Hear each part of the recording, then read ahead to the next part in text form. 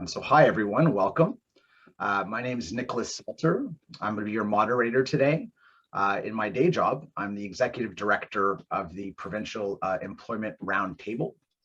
So the Provincial Employment Roundtable is a nonprofit policy research and engagement organization that works with service delivery organizations, partners in education, employers, and government to research and address the employment challenges and opportunities of the English-speaking communities across Quebec. So it's my absolute pleasure to welcome you today to the Education and Vitality Forum. This is an event of the Interlevel Educational Table, so ILET, I-L-E-T, which is a committee of Concordia University's Quebec English-speaking communities research network, or as I like to pronounce it, QUESCREN. May all have other pronunciations as well. I just wanted to acknowledge the funding for the event. So this forum is being supported by the Secrétariat Relation avec les Québécois d'expression anglaise. You are currently in session 2C, so that is retaining college students and graduates. So with no further ado, I'd love to introduce our first speaker. Our first speaker is Constance Crossland, Pedagogical Counsellor at Abbott College, and Douglas Brown will be joining later for the question and answer period. Constance's presentation is the retention of English language college health and services program graduates in Quebec. Constance taught chemistry for 36 years at Champlain St. Lawrence College. When she retired from teaching in 2010, she then served as a pedagogical counselor for 6 years. While at St. Lawrence, she served as a department coordinator and program coordinator and authored a number of program evaluations and revisions. She now works as a pedagogical counselor on projects for the College Development Office at Abbott College.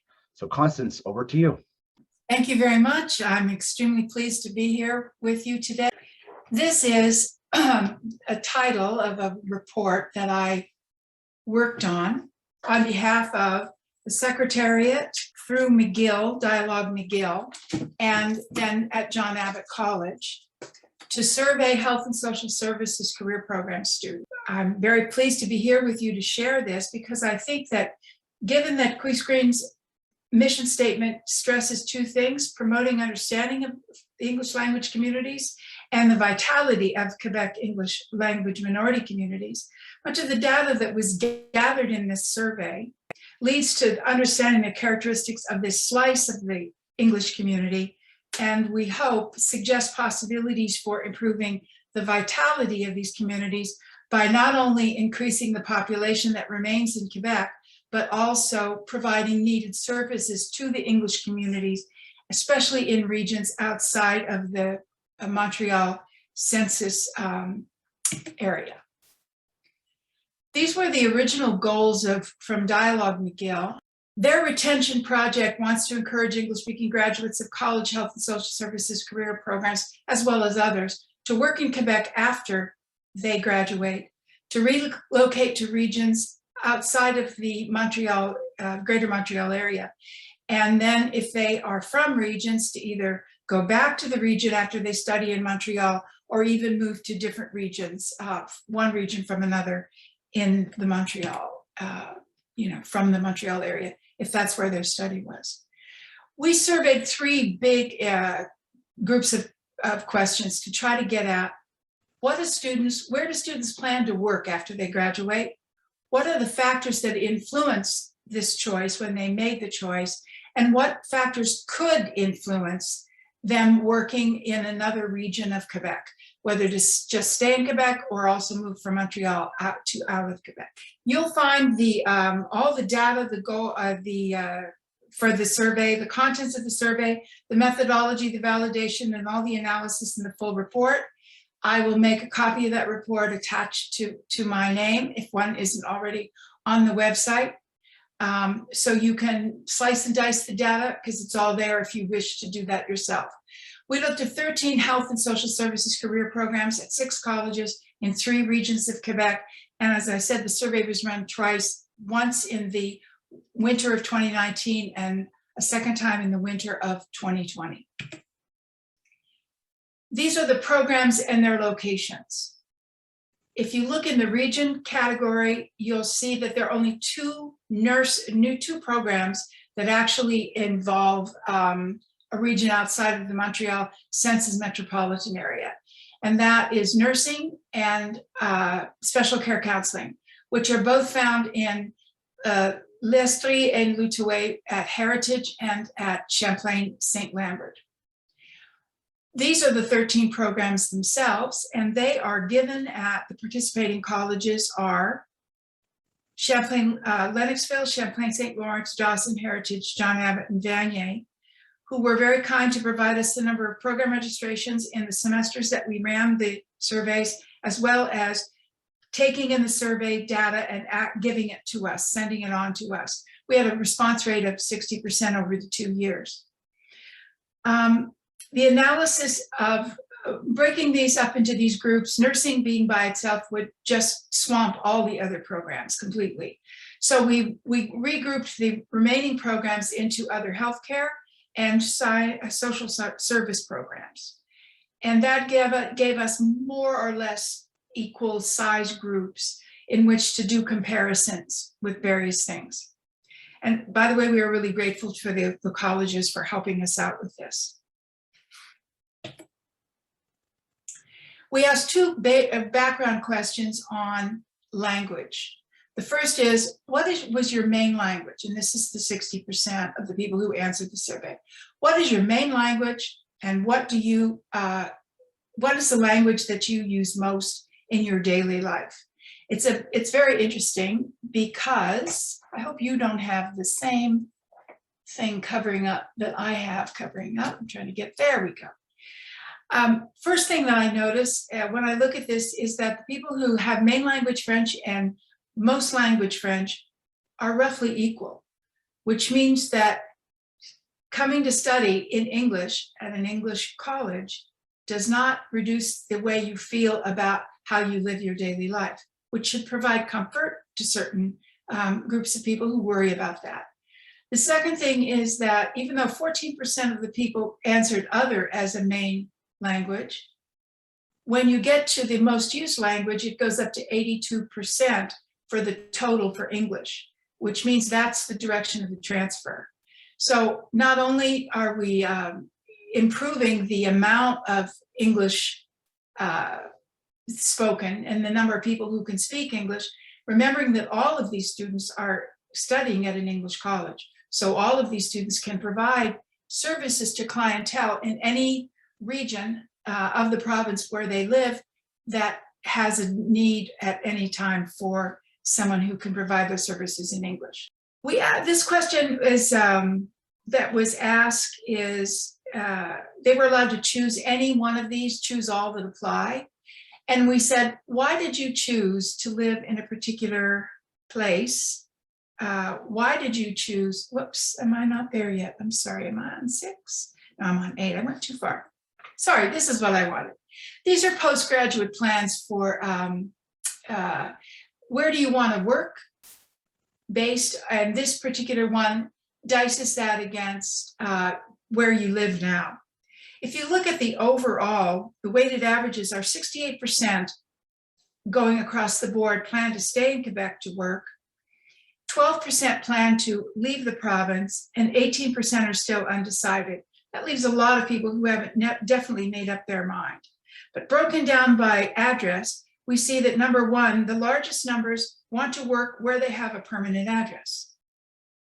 Number two, those of you who live in Montreal, which is here, the 70%, that live in Montreal, 70% want to stay in Montreal, but only 2% are willing to go out into the regions to work or are planning to go out into the regions to work. 6 times more are planning to leave Quebec.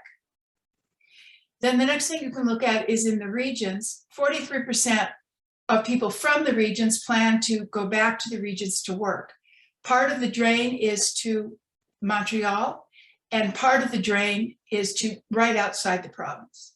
And in fact, more people plan to leave the province by a few percentage points from the regions than plan to move to Montreal, even though a lot of people have to come to Montreal to study in their field of choice.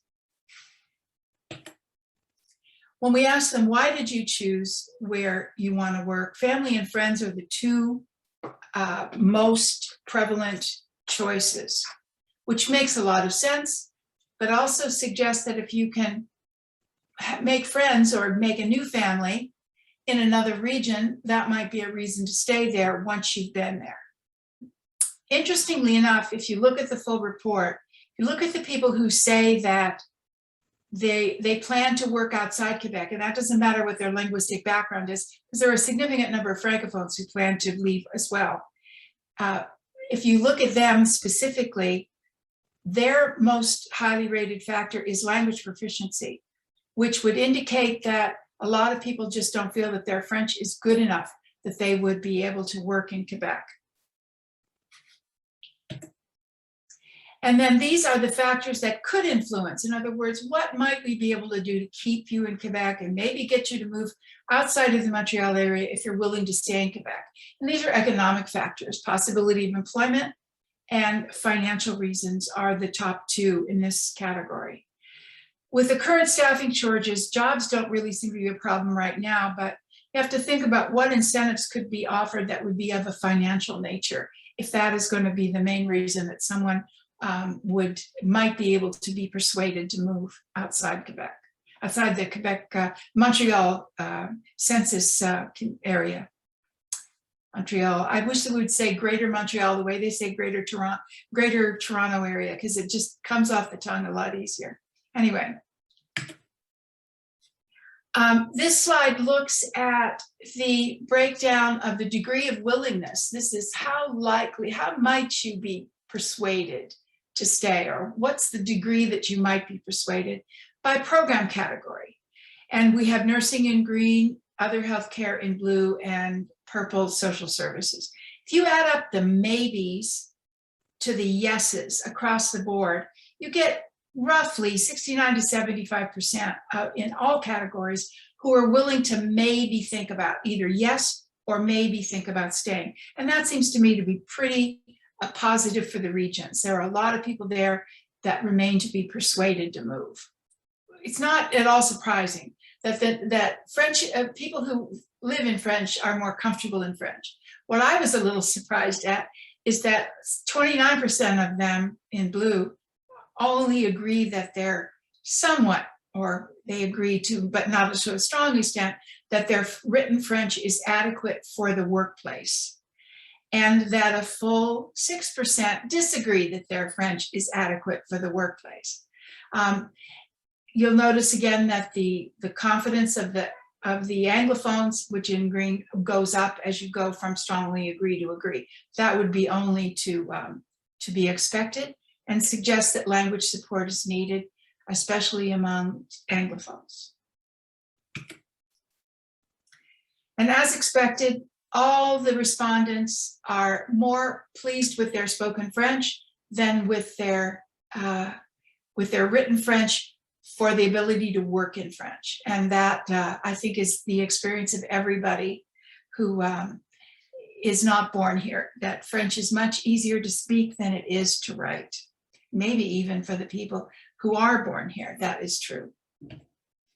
So just to summarize briefly what I've said, 68% of the respondents plan to work in Quebec after completion of studies. That's a majority, but 12% plan to leave and 18% are undecided. That means we have 32% who might be induced to stay and maybe move into a region. The second is the choice of place of where to work depends on the possibility of employment and proximity to family and friends.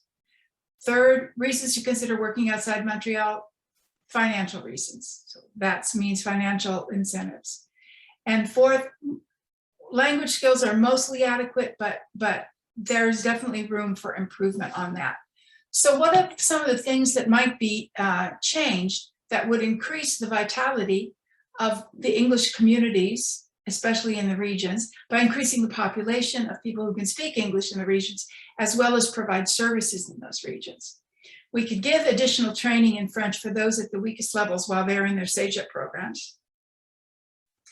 We could encourage Montreal students to do internships outside the region and maybe in other languages than English by providing professional support. That would be the college and the professors at that other college. Personal support could come from the community that they might be in. Linguistic support would involve maybe as you are doing your internship, work with people who are willing to help you improve your French skills, especially written skills, and maybe financial support to help you with room and board if you're having to move away from home to participate in an internship that's away from where you normally live. Also, we could expand program opportunities in the regions outside Montreal. There's an English college in Quebec City, and another one, there are English wings, other places like Sept-Îles and the Gaspé. We could maybe imagine having the general education portion of the program, which is English, French, philosophy, complementary courses, and phys ed, given at a Montreal college where there would be no extra expenses, in partnership with French colleges in the region, more for the professional courses, the specific parts of the program that deal specifically with nursing or special care counseling or whatever. And we could encourage the recruitment of students from the Montreal CMA into programs into the region. So thank you very much. That is the gist of the program. I will be posting the slides under my name on the website, and also a copy of the report, unless it's already posted in your document library. So anybody who would like to review that, or and then you could always ask me questions. I'm on the John Abbott web directory, so you can always send if you have questions. Once you've had a chance to look at more specific things about the data, I'd be happy to answer them. Thank you for your attention. Thank you very much, Constance. Really appreciate it. Interesting stuff. So I believe Doug has said in the chat that this report is available under his name on the schedule, but we'll make sure that it gets up there for everyone. And obviously we'll have some opportunities for questions at the end of the session, at the end of the second presentation. So if folks have any questions for you, Constance, they can put those in the chat. So reminder, we'll prioritize any questions in the chat. So now we're going to move on to our next presenter, our second presentation. So our second presentation will be by Susan Regan, Pedagogical Counselor at John Abbott College. The presentation title is Quantifying Differences in Male and Female Student Success at John Abbott College. So Susan is currently a pedagogical counselor at John Abbott College and a member of John Abbott's Student Success Committee. Formerly, she taught in the graphic and web design program and its previous incarnations at John Abbott for 32 years. And she retired from teaching in 2015. Susan also taught philosophy education, introduction to teaching, anthropology of education, and educational theories at Concordia University from 1990 through 2001. She has a PhD in philosophy, major field philosophy of education, and a minor fields in history of ideas and feminist theories. So Susan, over to you. Well, thank you very much for allowing me to present the results of a study that the Student Success Committee and our Dean, Doug Brown, who's here today, did over the past couple of years. I hope you find the results are interesting and thought-provoking, even though we're, in a sense, revisiting a conversation that seemed to have been resolved years ago. Also, Constance's presentation had a very clear link with retaining Anglo students in Quebec, and mine has a link, but that link is quite a bit more tenuous than Constance's was. Okay, so what we're going to be looking at is comparing male and female student success at John Abbott College. The Ministry of Education a few years ago brought up the notion in one of their Carrefour de Réussite that boys were not performing as well as girls at the CEGEP level, and they were wondering if there was something that we would like to do about it. So Doug was curious to see if that was the case at John Abbott. As a teacher, I found that I never really concentrated on the gender of my students. You know, they were just students to me, and I thought that that was the right thing to do. The only thing I did notice was boys were a little bit more disruptive, and sometimes they resisted my authority and challenged my knowledge a little bit. Like I would hear quite a bit of this, I could learn that better on YouTube, sort of a thing. Anyways, we decided to look at success from 3 traditional viewpoints. So the ministry likes us to look at graduation with a diploma in minimum time. So that's 2 years for pre-university programs and 3 years for career programs. Then they also like us to look at graduation rates in that minimum plus an additional 2 years, so that the students have some time to make up the courses they might have failed or purposely de-emphasized, maybe dropped out from because they were having a hard time with them. In career programs, it's usually the gen eds that tend to get postponed until after graduation time in minimum. And then we also looked at graduation to date. So that means that no matter how long ago the students started on their John Abbott education, they might have returned to school, they might have taken a minimum wage job somewhere, they might have traveled for a year, but eventually they've returned to school and finally earned their diploma. For example, my daughter dropped out of Cegeps and returned at age 26 to finally graduate from Cegeps. So she would be in that final group of students. So the first thing we took a look at was an aspect of what we call the unique characteristics of students in each one of our programs. And that is their gender, whether they're male or female. And we are definitely aware that the gender opportunities are very open to students these days, and the dichotomy between male and female students is somewhat not eradicated, but it's a lot softer than it used to be. Fortunately or unfortunately, we have no data on students expressing themselves in alternate sexualities, and we have no data about student ethnicity or student race.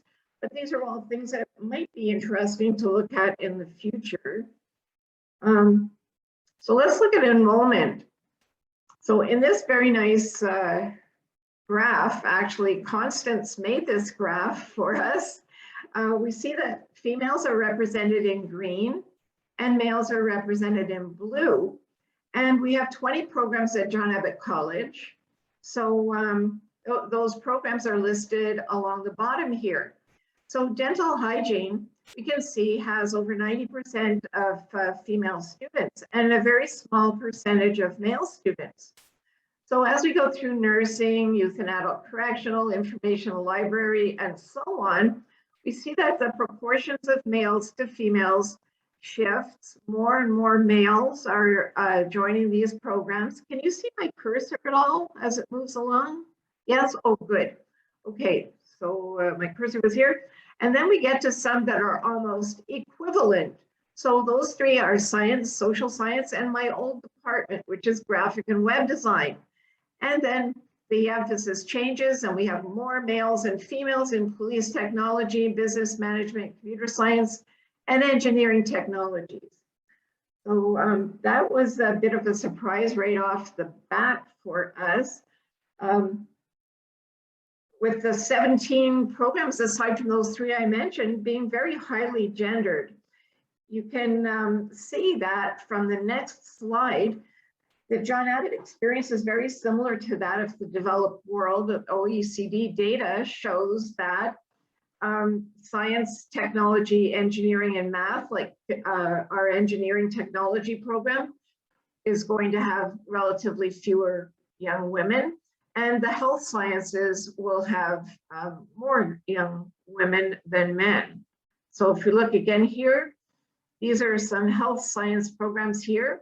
This is a social work sort of a program, which is related. And then over here, computer science, very heavily male, and engineering technologies. We don't have law and the other ones in the middle, so we'll glide over those. Okay, so you might think, oh, years ago we solved this problem with males and females. And in fact, we've seen that girls have made strides over the years to improve their performance, both in terms of enrollment in a wide variety of subjects, and also in terms of their success, how quickly they graduate from Cegeps, how often they go on to university, and so on. So why are we looking at this again? And is this data interesting? So we had some fun times in the Student Success Committee looking at this data, and we contemplated some of the issues that are on this slide here down the right-hand side. How can we interest students in non-traditional career paths? So many of the programs have initiated not really affirmative action initiatives, but they become more sensitive to how they recruit students. So for example, police tech always has the presence of very, very charismatic women police officers at open houses and so on. So we've been working on that. We've also looked at offering programs that might traditionally interest males. And here again, it's very hard to separate these notions from stereotypes. But Doug suggested maybe we should offer something mechanical or something hands-on that maybe some boys might like. We used to have a very good avionics program at John Abbott College, for example. And we also looked at those programs that have very high admission standards. Science, for example. Now you notice that science has almost an equal amount of males and females. We don't know how that works out. We don't know exactly how the students are chosen for the programs, but we wonder whether admission standards work in some programs against males because they come in with a lower high school leaving average. And it's funny because just today I received that data. And in fact, the students coming in from high school, males and females have almost the same high school leaving average now. That wasn't the case in the past because boys were not as strong as girls, but that's almost evened out. It's the students that come in are population B students who maybe taken some university courses or stayed out of school to have life experience and so on. It's those students that come to us with a bit more difference between the males and the females in terms of their high school leaving. So as I said, police technology and engineering technology have taken these small steps to see if they can recruit more young women. We're offering a program called Pharmacy Technology for the first time in the fall of 2022. And it was interesting to contemplate that here again, we're getting another health-oriented program that very much appeals to girls. So how are we going to, entice some boys into that program? And then again, there are these philosophical questions. Is it better just to leave that alone? Is it better to manage it? Is there something wrong with having a widely disparate population in terms of gender? Is this part of the backlash against women? And that's why I'm looking into this. Is it fair to young people who are along the continuum of gender, transsexual, non-binary, genderqueer individuals? Is this type of a report somehow upsetting to them or not legitimate at this point in history? So anyways, like all data, it poses more questions than it asks, really. So as well as this gendered program thing that we found out in detail, we also looked at achievement. And as I said before, the traditional markers of achievement, earning DEC in minimum time plus 2 years and then to date, they don't really reflect the reality. It's a very narrow view of achievement because most of our students are 16 to 20 years old when they come to us. This is a very tumultuous time of life. Everything is in flux for them. It reflects both the joys and the stresses of leaving childhood behind and becoming an adult. So very interesting to look at their achievement at that age. So I just put down again in this slide that these are the things that we were looking at. So we looked at DEC earning, like graduation rates, I guess I should say. And we also looked at marks in English, Phys Ed, French, and Humanities. And we also compared their marks to their Phys Ed classes, because that's a totally different part of the brain that's active in Phys Ed than it is in English classes. So I'll show you what we found out. Slide 8, let's see. Okay. So as you can see in this slide, I've organized it in deck in minimum. So it's slightly gray, that column that I'm looking at right now. Here, I'll move my cursor around here. So business administration female students are at the top of the list. They have a 64% rate of earning a deck in minimum. And visual arts is at the bottom, males in visual arts specifically, with only 7.7%. Where's my old program? Well, there's a GWD, graphic and web design. So females are graduating at about 60% on time. And males are way down at the bottom, 20% on time. So there's a disparity that shows up here between the genders. Slide 9 shows the same data as was in that previous table, which was probably too difficult for you to read. And I'm going to see if I can move these faces over a little bit. There, did your faces move? I moved them down to the bottom. I think you might be able to do that yourself if you just drag the faces down somewhere way down. Okay, because I want you to be able to see those 3 columns here. So the first table, it was difficult to envision the difference, the extent of the difference between male and female. So here in this table, the difference between males and females is the organizing principle of this table, I guess I'm trying to say. So over on the right-hand side, the difference between the sexes is only 2% computer science, 2 for science, 3 for professional theater production. Then there are 2 programs that are circled in red, and why those are circled in red is because they're unusual.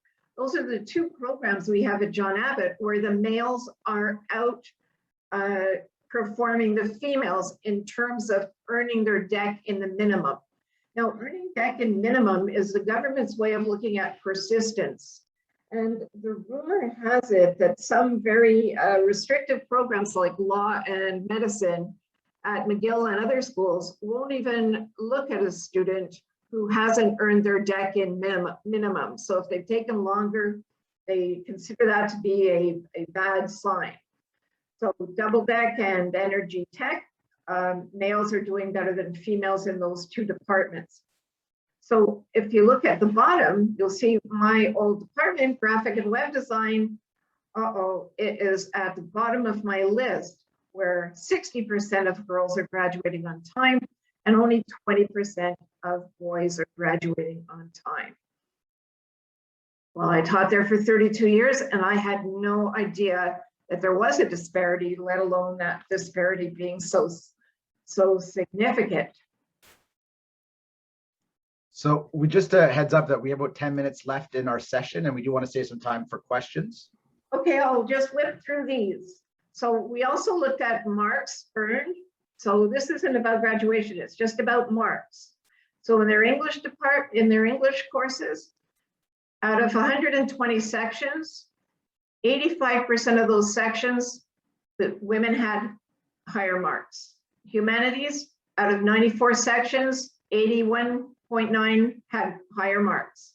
French, 77% of women, no, I misspoke there, 77% of sections had women outscoring males. It approaches more of an equivalency in phys ed, which is probably what we would expect based on outmoded stereotypes. We also looked at who scores high in courses. So we considered for this study high scorers to have earned a mark of 90 or greater. And we just looked at phys ed in English.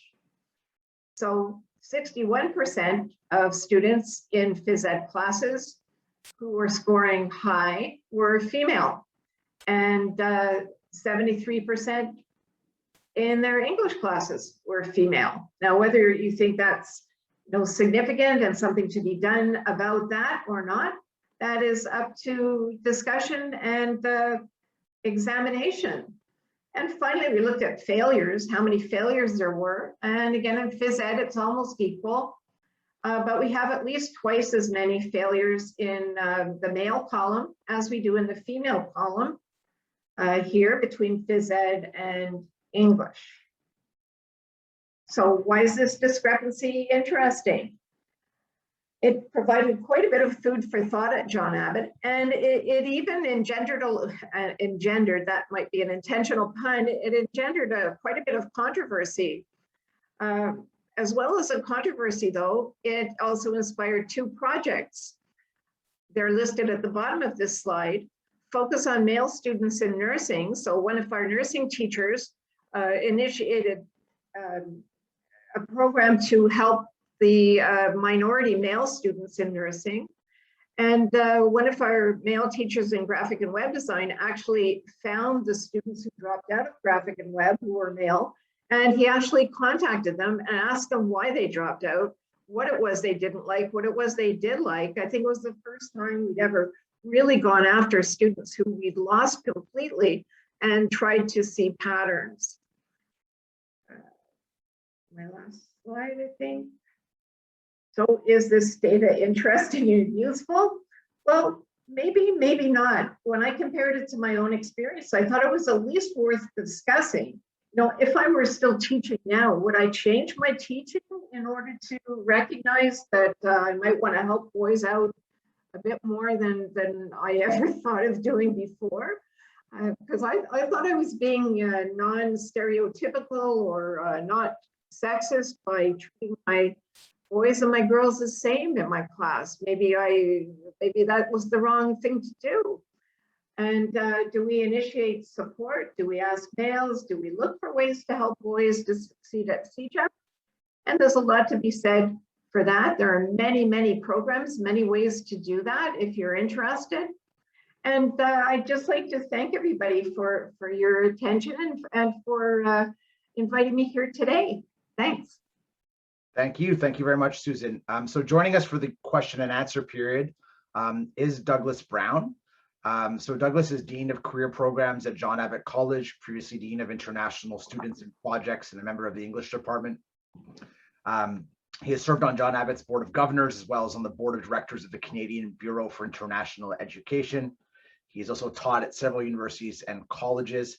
As Dean of Career Programs, he has overseen a project to prepare interns to work in French language milieu, a feasibility study to increase health and social services program internships in regions of Quebec, a study of factors in the retention in Quebec of graduates of health and social services programs, and student success studies comparing male and female student success at John Abbott. So we've just seen some of that.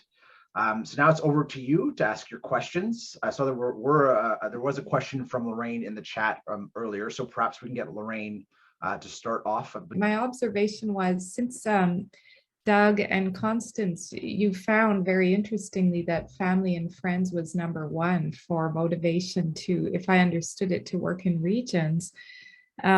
What could be done to encourage people to create, you know, it's one thing to have family in regions, but friends in the regions, and Philippe suggested twinning courses. I wondered if you had other ideas or thought that was a good direction to go in. My personal experience is at that age, you are looking for friends and boyfriends and girlfriends and connections. So I remember, you know, reading through the comments that are in the, you know, and just knowing what people 18 to 22 are like. I think that getting people out of their comfort zone next to mama and daddy and out someplace else and having to meet new people, they're a percentage of them are likely to fall in love and develop, you know, some kind of context with wanting to stay in that place. So that's what I meant by creating new families and making new friends, because if you don't go there, you'll never know what. So that would be, you know, sort of my thing on that. And so just getting them there and then having things organized to help them integrate into the community. Could be the college and the community working together. And some of that stuff, I mean, I don't know if anybody knows this or many people know this, but at Champlain St. Lawrence, there is a bilingual tourism program that runs between St. Lawrence and Limoilou, because both wanted to have a tourism program, and the government said, no, you can only have one, and you'll have to do it together if you want to do it. So we had a lot of mixing between students in that program at St. Lawrence, because they had to come to St. Lawrence for a whole year and be in that milieu. Now, for them, it was more about learning English.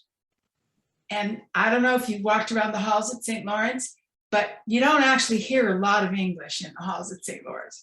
But I think that would be different if you were going to learn French and your French wasn't as strong and you went to Notre-Dame-du-Lac or wherever.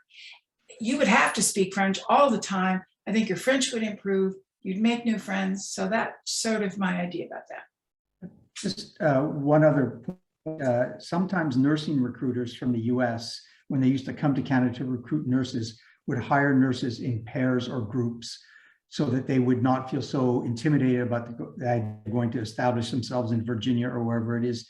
So we, in our dental hygiene program, sent 2 interns up to Mississippi. I think Francine Trudeau from our dental hygiene program is here or was here. So she arranged that, and that allowed our 2 interns, young interns, to go up and feel confident. So if you are from a region and you're interested in hiring people, see whether or not a nursing unit in your area needs 2 nurses or 3 nurses. It can make it much easier for people. Folks, we're happy to get more questions in the chat here, so feel free, don't be shy. I do have one for Susan, and I think Doug had a comment that kind of links the two, but Susan, I'm curious about the gendered analysis that you undertook and how that might connect to retention of students. I know, Douglas, your comment kind of addressed that, but so Susan, maybe if you want to give your answer, and then Doug could jump in with perhaps the comment that he put in the chat, which I thought was pretty interesting.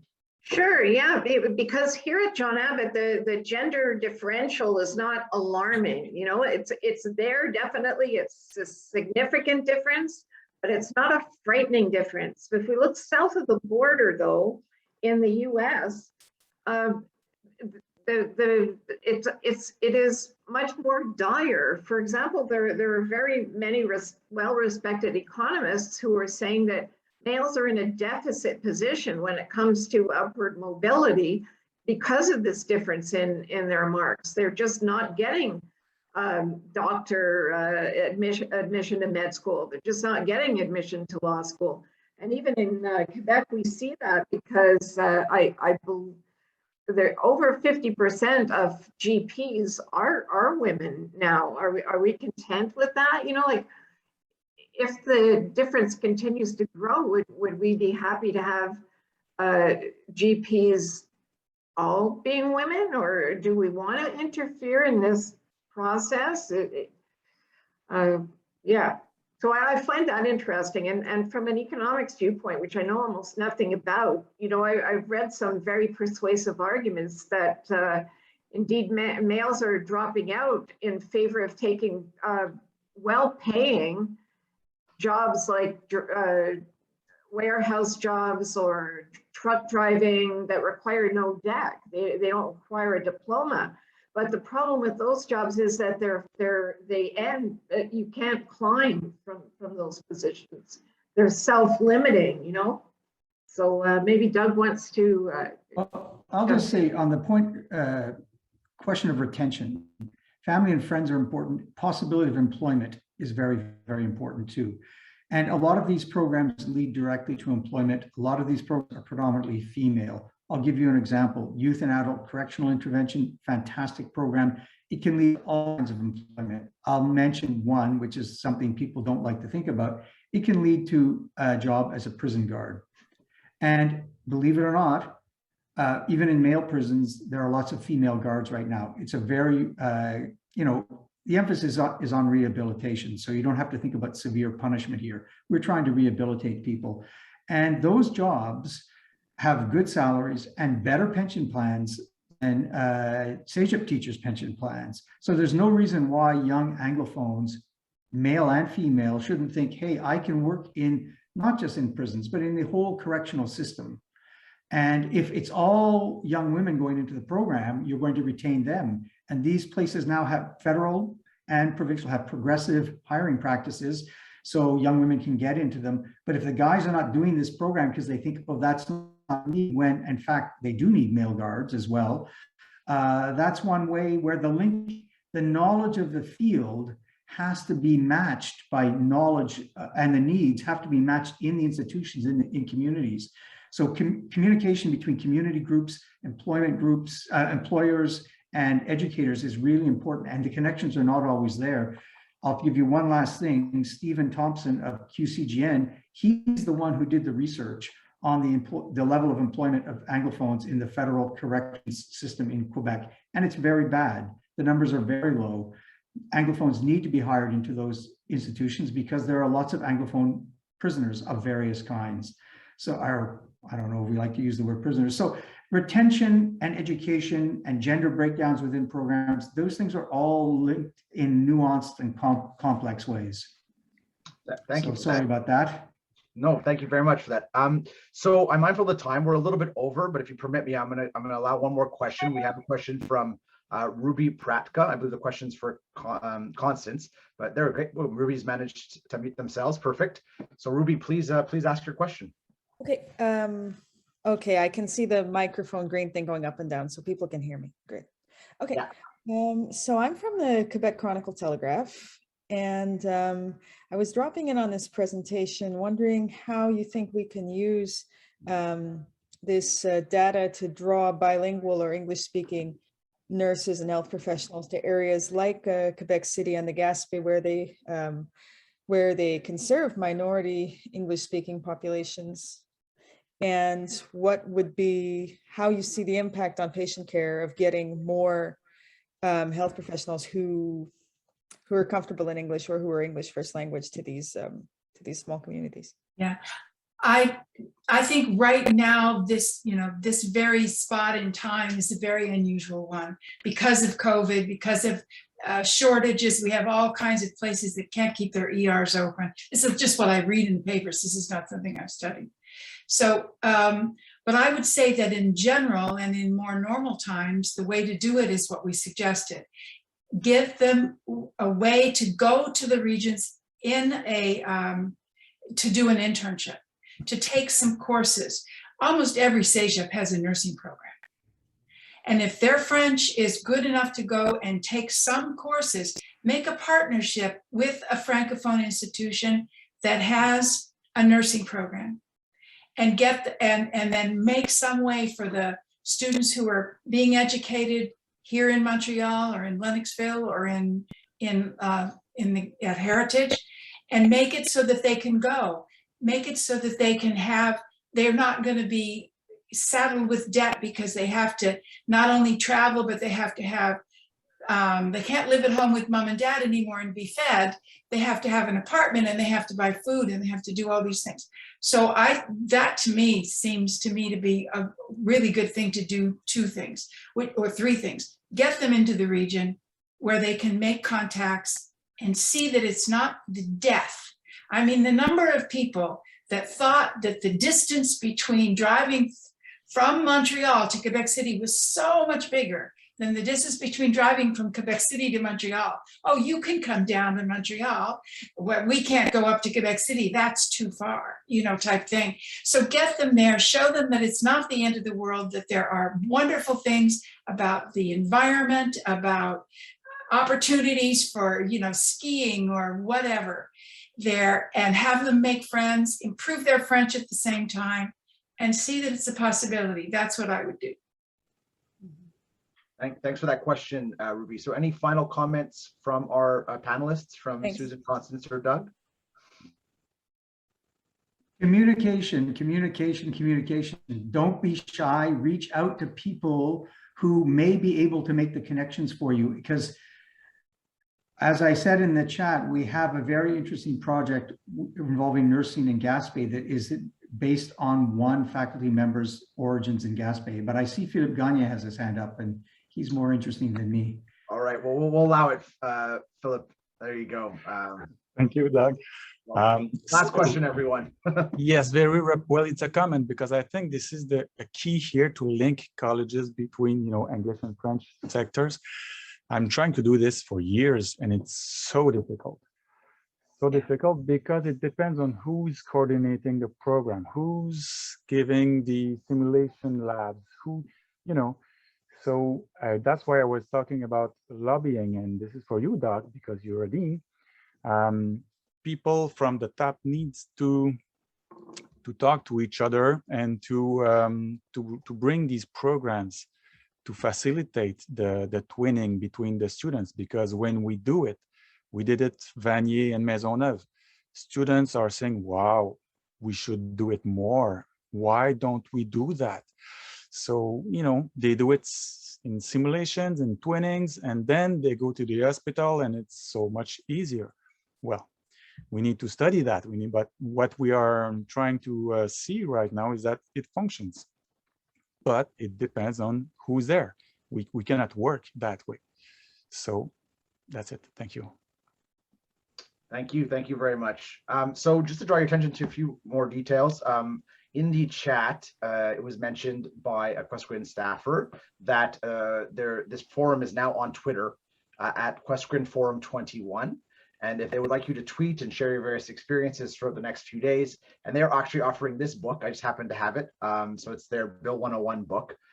They're offering that to folks who do tweet and give away. I don't have any more details than that, but I can tell you this is a very compelling read, fantastic read, especially in the current political context. So if you don't win the Twitter, you should purchase a copy of the book anyways and give it a read. And they've asked me to encourage you to join the Agora and the conversations going on there and chat with other participants. So to visit the Agora, you have to go to the events website and you'll see the link there. There are obviously other sessions later today and over the next few days, so I encourage you to check those out. And I just wanted to thank all of our presenters. Thank you, Susan. Thank you, Constance. Thank you, Doug, for your presentations today. And thanks to the audience for your questions. And I hope you enjoyed this session and have a good day. Enjoy the rest of your day.